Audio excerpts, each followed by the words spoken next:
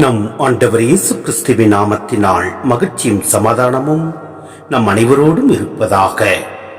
சீராக் 2:1-9 முடிய.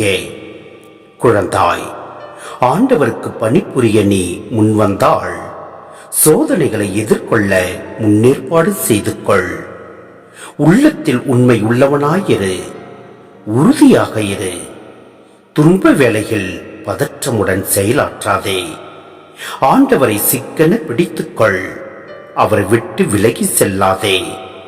உன் வாழ்க்கையின் முடிவில் வளமை அடைவாய். என்ன நேர்ந்தாலும் ஏற்றுக்கொள். இழிவு வரும்போது பொறுமையாயிரு. நெருப்பில் பொன் புடமிடப்படுகிறது.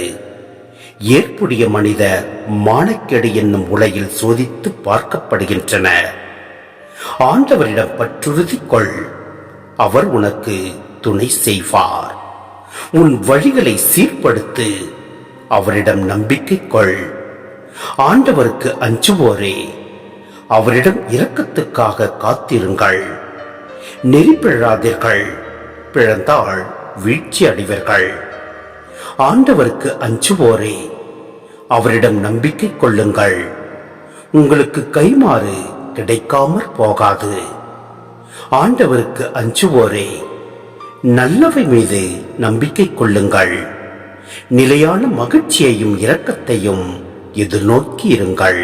சிந்தனை: கடவுளை நம்பினோர் கைவிடப்படார் என்னும் மெய்ப்பாட்டு உண்மையை பல பொன்மொழிகளால் இங்கு உணர்த்தப்படுகிறது.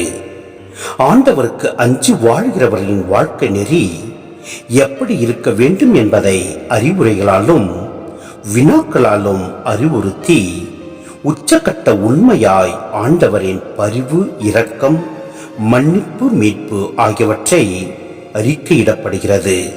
மேலும் அசைக்க முடியாத கடவுள் நம்பிக்கை காட்டும் உச்சக்கட்டமாய் இங்கு நாம் இருக்க வேண்டும்.